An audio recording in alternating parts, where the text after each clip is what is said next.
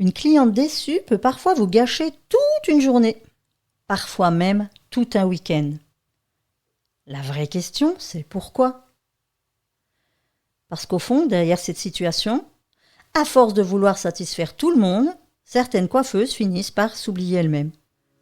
Elles n'osent plus dire non, elles acceptent l'impossible, elles portent des responsabilités qui ne leur appartiennent pas. Alors, si la peur de décevoir était devenue le piège le plus silencieux de notre métier. Alors on en parle dans cet épisode. À tout de suite. Le cheveu file de l'âme.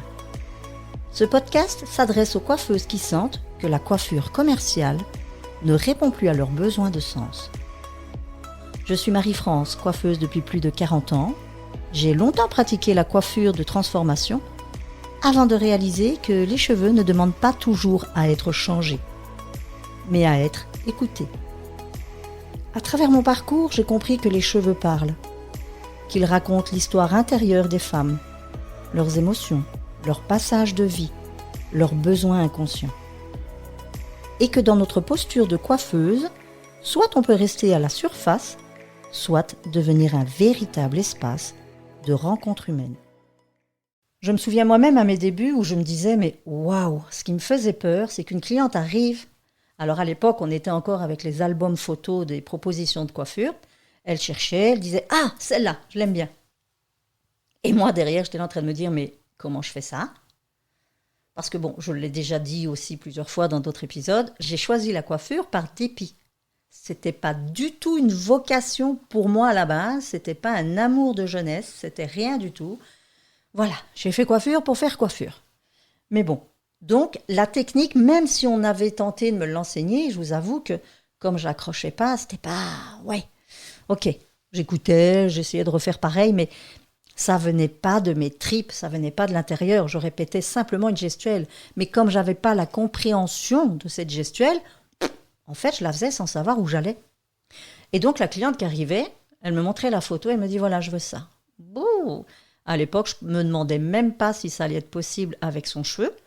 Je n'avais pas du tout la connaissance de devoir toucher le cheveu pour savoir si c'était réalisable ou pas. Je ne vérifiais pas ses épis, ni son implantation, ni la texture, parce que bien des années après, j'ai vite compris que les clientes avaient l'art de venir avec une photo d'un cheveu qui n'était pas du tout le leur. Elles sont lisses, elles veulent être bouclées, ou l'inverse, ou la couleur qui n'est pas la même. Enfin bon, vous l'avez déjà certainement toutes vécu dans votre salon.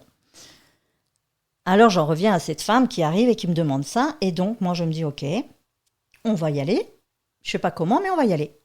Mais la cliente, elle, quand elle arrive, elle se dit, moi, je viens chez le coiffeur, elle connaît son métier, elle va me faire ce que je demande. Oui, on va dire, de manière générale, de base, c'est comme ça que ça fonctionne. Par contre, moi, je me rends compte que c'est quand même assez énorme dans notre métier. Parce que cette cliente qui montre la photo, même si la coiffeuse, comme moi à l'époque, a peur de ne pas réussir, elle va quand même le faire, mais au risque de ne pas satisfaire la cliente. Et là, la cliente, qu'est-ce qu'elle va dire à la fin ? Mais c'est pas du tout ce que j'ai demandé, ça ne va pas, c'est pas joli. Alors si ça se trouve, c'est même pas parce que c'est raté, c'est simplement que d'un coup, elle réalise qu'elle ne se sentait pas bien dedans. Mais bon, on est encore dans une autre histoire. Alors, ce qui pouvait m'arriver de faire, moi, même après dans mon salon, quand j'ai commencé à être indépendante et faire mes propres choses, lorsque je ratais quelque chose, soit je ne faisais pas payer, ou soit je refaisais gratuitement. Un peu ridicule, parce que même les clientes me disaient « oui, mais non, t'as remis du produit, fais-moi au moins payer les produits. » Oui, mais non, parce que j'étais gênée. J'étais pas à l'aise. Je me sentais tellement... je ne sais pas dire le terme exact, mais je m'en voulais, je culpabilisais de ne pas avoir réussi ce qu'elle m'avait demandé. Alors j'avais beau m'excuser, il y a des clientes avec qui ça passe très bien. Il y en a qui me disaient « ça repousse, c'est pas grave, t'inquiète, voilà, je reviendrai la prochaine fois, on fera autrement, et ainsi de suite. » Mais ce que j'ai envie de vous dire là derrière cette peur de décevoir, c'est que bien souvent, on est incapable d'exprimer à la cliente. Alors, évidemment, là, je ne me voyais pas à ces débuts-là dire je ne sais pas du tout comment je dois faire, donc on va choisir une autre coiffure. Évidemment que non. Mais là, c'était mon problème. C'était moi qui n'avais pas la compétence. C'est même pas que la coiffure aurait convenu ou pas, c'est que moi, je n'avais pas la compétence. Mais je ne me voyais pas lui dire. Aujourd'hui, Enfin, après de nombreuses années, moi, j'étais super à l'aise dans mon métier, donc c'était chouette. Donc, les coiffeuses qui commencent, évidemment, s'il y a un doute, allez vous reporter sur votre collègue qui est peut-être, je veux dire, en supériorité de compétences, ou votre patron, et dire, moi, je ne me sens pas capable de le faire. Ça, vous ne le dites peut-être pas à la cliente, vous allez le dire à votre collègue ou à votre patron. Et ça, c'est honnête, parce que plutôt que de faire quelque chose, c'est quand même sur vous que ça va retomber. Mais là, moi, dans mon expérience après, quand j'étais indépendante, j'ai travaillé seule de nombreuses années. Et c'est vrai qu'au départ, on a du mal, alors moi en tout cas, je parlais en jeu, n'est-ce pas ? J'avais du mal à dire non quand quelqu'un me demandait quelque chose parce que je me disais, je vais la décevoir, elle va aller ailleurs, c'est une cliente que je vais perdre, c'est de l'argent en moins dans ma caisse, et voilà, tout le tourniquetis mental qui débarque. Mais j'ai conscience, après X années, que j'ai peut-être pas toujours fait ce que la cliente attendait vraiment. Comment je m'en suis sortie à l'époque, j'avoue, je ne m'en souviens pas. Peut-être par une entourloupe, peut-être par un « Ah, le cheveu, t'as pas réagi comme il fallait » ou « J'en sais rien, j'avoue, je ne m'en souviens pas. » Mais c'est triste parce qu'avec le recul, j'ai souvent pris conscience que, hey, à un moment donné, c'est vous justement la professionnelle. C'est vous qui savez ce qui est réalisable ou pas. Souvent, je le dis, la cliente, elle vient avec une photo, mais elle n'a même pas conscience de savoir si ça convient à son cheveu, si ça convient à la qualité, à la texture. Parce que dans ces cas-là, aujourd'hui, je suis capable de lui dire, écoutez, ouais, c'est sympa, mais le résultat, il ne sera pas comme ça. Il sera plutôt comme ça, ou autrement. Et encore, c'est des peut-être. Parce que combien de fois il m'est arrivé de couper un cheveu et de le voir réagir d'une manière dont je ne m'attendais pas. Alors souvent, quand on passe du long au court, le cheveu, il s'allège d'un coup et on dirait que, s'il y a une boucle, elle apparaît d'un coup alors qu'on croyait que le cheveu était tout lisse. Est-ce que ça vous est déjà arrivé ? Moi, j'ai été surprise vraiment une première fois comme ça a été très surprenant. Même la cliente, elle a bien vu que je n'ai fait que couper. Son mari lui a demandé si je n'avais pas fait une permanente. Je la vois encore, cette cliente, et je parle de ça il y a au moins 15 ans, si pas plus. Elle avait un cheveu long, blond, je le vois encore, mais toute la surface était toute lisse. Elle a voulu un truc beaucoup plus court et dégradé. Elle est ressortie de chez moi bouclée. Mais vraiment, mais une magnifique boucle. Hein. Donc oui, il y a des choses malheureusement pour lesquelles on ne sait pas que ça va arriver. Donc ça, la cliente, en même temps, elle l'a vécu en même temps que moi. Donc ça, c'est encore une bonne chose. Mais cette problématique de ne pas oser dire non par peur de décevoir et de se montrer la coiffeuse qui sait tout faire, ce sera toujours à vos dépens. Vous en avez conscience, j'en suis sûre. Mais c'est délicat, hein, cette peur de décevoir, de perdre la cliente, le côté financier, la réputation. Et pourtant, moi, la réputation, vous allez vous la faire sur votre compétence et votre professionnalisme. D'oser dire à une cliente ce qui est faisable ou pas. Un autre cas, j'ai eu une cliente qui, à un moment donné, toute nouvelle, elle arrive chez moi, elle avait un cheveu, mais quand je vous dis dans un état, passer mes mains dedans, c'était une meule de foin. La dame, en fait, on lui faisait permanente et coloration. Alors, assez rapprochée. Et la permanente, c'était une frisure. C'était pas une ondulation ou une boucle. C'était une frisure. Donc, elle avait vraiment le petit mouton, mais sec, vraiment sec, avec la coloration en plus. Donc, moi, elle arrive et elle demande pour avoir de nouveau sa coloration. Non, ce jour-là, c'était sa permanente qu'elle voulait. Oui, évidemment, elle avait une repousse de 2-3 cm lisse. Et puis là, je lui dis, écoutez, moi, je suis désolée, je ne vais pas faire de permanente là maintenant. Votre cheveu ne le supporterait pas. Et je préférerais le laisser respirer un moment avant de. Un peu déçue, mais en même temps, elle apprécie le fait que je veuille tenir compte de la qualité de son cheveu, donc elle accepte. Donc on lui fait juste, je lui dis voilà, on va couper le plus qu'on peut jusqu'à la fois où on fera la permanente. Mais au bout d'un moment, elle, non, c'était trop, voilà, c'était pas assez rapide pour elle. Il y a un moment, elle me dit non, je veux quand même vraiment la permanente. Donc j'ai quand même réussi à la faire tenir, je pense, 2-3 mois. En coupant. Et puis, il me restait, on va dire, la moitié de la longueur, voire un petit peu moins. Et là, je lui dis, écoutez, on va prendre je vais enrouler. Après, vous connaissez le principe. Je protège, par contre, tout ce qui reste déjà d'anciennes permanentes. Surtout, pas pour que ça reprenne, mais surtout que ça ne se dessèche pas plus. Et je lui explique que je ne la ferai pas aussi serrée que ce qu'elle avait.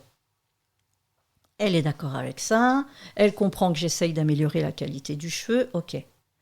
Entre tout ça, il faut savoir qu'on faisait aussi sa couleur. Donc c'est là où je lui ai dit, écoutez, ça fait beaucoup. S'il y avait une des 2 choses que vous pourriez vous passer, ce serait laquelle ? Bon, d'emblée, pour elle, c'était aucune. D'accord. Donc, au fil du temps, j'ai quand même réussi à lui faire une permanente beaucoup plus soft. Mais c'est une personne qui était habituée à avoir un cheveu très, très serré bouclé, en fait, avec cette fameuse teinture. Et à un moment donné, personnellement, moi, je suis désolée, mais je dis, je ne suis pas là pour abîmer le cheveu. Je suis là pour le soigner. Même si vous me demandez quelque chose, moi, je peux vous dire que là, je suis désolée, je ne peux pas le faire. Et c'est déjà arrivé que la cliente, elle me dise OK, et elle est partie ailleurs. Grand bien lui fasse. Moi, je ne veux pas être celle qui va saccager son cheveu. Parce qu'en plus, il faut savoir que X mois après, elles sont revenues. Ces 2-3 clientes que j'avais refusées. Et elles sont revenues en me disant « Waouh, t'as vu la cata ?» Ben ok, écoutez, soit on repart avec l'idée du protocole que je vous avais donné, on les laisse se reposer, on les soigne et on va attendre et on va couper au fur et à mesure. Là, elles étaient d'accord.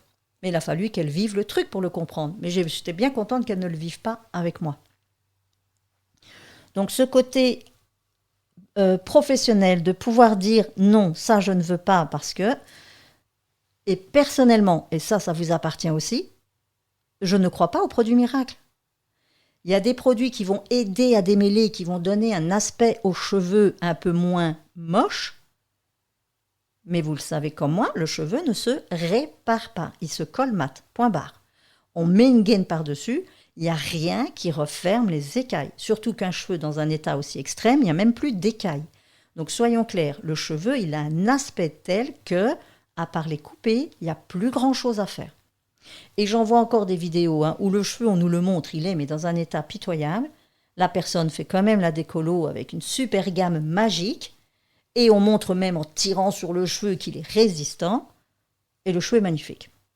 Mais c'est un leurre. Je suis désolée, ça reste un leurre. Alors, tant mieux pour celles qui s'en fichent de comment on y arrive, mais qu'on a ce résultat-là, c'est très bien. Personnellement, je soigne le cheveu comme je soignerais un humain, c'est que je veux en prendre soin et je veux qu'il soit dans la meilleure forme possible, selon sa nature propre, et pas selon des artefacts qui vont lui donner un pseudo-aspect sain. Mais ça me regarde, c'est juste ma vision des choses. Alors pour en revenir à ces peurs de décevoir, c'est que avez-vous conscience que la majorité du temps, en n'osant pas dire non, par peur de décevoir, vous finissez par vous trahir vous-même? Parce que ce côté professionnel, vous êtes capable de dire non. Lorsque vous dites oui, alors que vous savez que ça va être très compliqué, c'est vous que vous mettez en jeu. C'est votre tête que vous mettez sur le billot. C'est votre réputation. Parce que si ça foire, c'est votre faute. Ça revient un peu à l'épisode précédent où je parlais de savoir poser les bonnes questions. Lorsqu'une cliente arrive comme ça et que vous voyez que son cheveu, il est fatigué, mais alors fatigué dans tous les sens du terme, parce que dans le genre, il est engorgé, il n'en peut plus, il est vidé, il supporterait rien de plus. Mais j'ai vu des gens continuer quand même de remettre du produit dessus. Produit de transformation, soyons clairs. Sous prétexte que c'était une bonne gamme de produits qui n'allait pas agresser le cheveu. En même temps, il n'y avait plus grand-chose à agresser. Mais selon ces bonnes questions, vous allez pouvoir vous permettre de dire à la cliente, là, vous voyez, je suis désolée, les conditions font que je ne peux pas faire ce que vous me demandez parce que le résultat ne sera pas là. Alors, vous pouvez peut-être quand même faire quelque chose, mais différent, avec un résultat différent, et le lui montrer pour voir si ça lui conviendrait ou non. C'est ça le professionnalisme.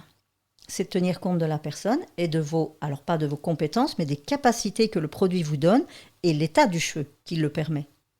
C'est là où vous allez pouvoir démontrer à la personne que ce qu'elle demande, ce n'est pas réalisable. Là, moi, je vous promets que la cliente, elle va revenir. Et si elle ne revient pas et qu'elle préfère aller ailleurs pour quand même faire ce qu'elle a à faire, c'est comme je vous ai dit, grand bien lui fasse. Ce n'est pas votre responsabilité. Parce qu'on en voit beaucoup, des nanas aussi sur les réseaux qui viennent se plaindre. Vous avez vu ma couleur? Vous avez vu ma coupe? Alors, en général, elles disent quand même pas d'où elles viennent. Bien sympa. Mais même si on se doute qu'il y en a certaines où on se dit non, c'est pas possible, elles ont fait ça elles-mêmes. Parce que si une coiffeuse, elle fait ça, là, il y a un problème. Mais on a vite fait de vous casser une réputation. Et c'est là où je vous disais en début d'épisode qu'une femme mécontente peut vous gâcher une journée, voire un week-end, voire de longs mois derrière. Parce que les clientes contentes, elles en parlent, et c'est chouette, il y a le bouche à oreille. Mais vous allez être beaucoup plus impacté par une cliente mécontente qui vous casse votre réputation. Parce que là, vous allez vous être très triste, vous remettre en question, vous culpabiliser peut-être, et peut-être même avoir envie de vous enfouir sous terre parce que vous êtes gêné ou que quoi qu'est-ce. Mais gardez à l'esprit que vous n'avez pas toute la responsabilité, mais vous en avez une majeure. C'est de tenir compte de la personne en face et d'oser lui dire non quand vous sentez que pour vous, ça n'est pas jouable. Ça vous appartient. Et ça lui appartient de rester, de faire autre chose ou de partir. Donc cette peur de la déception, j'ai envie de vous dire, on ne va pas rentrer dans les analyses psychologiques, mais ouais, quand même. C'est d'aller vous demander aussi, chez vous, en quoi cette peur est là? Pourquoi elle est bien installée là? Parce que ça fait du bien aussi à un moment d'aller se comprendre dans son mode de fonctionnement pour pouvoir évoluer bien mieux et plus sereinement dans sa profession. Donc demandez-vous, d'où vient cette peur de décevoir? Cette peur de déplaire? Parce qu'on est aussi beaucoup là-dedans. La peur de déplaire. Qu'on puisse dire, oh là là, pas cool, hein, la coiffeuse là, elle a vraiment pas bien fait son boulot, j'aime pas. Et elles se gêneront pas pour en parler. J'ai eu cette grosse peur la fois où j'ai fait cette transition entre l'arrêt total de la transformation capillaire à passer à la simple transformation par la coupe, les soins et le décodage. Mais moi aussi, je me suis souvent posé la question et ça a pris des mois, voire même bien plus. Ça faisait des années, parce que ça m'a poursuivi pendant des années.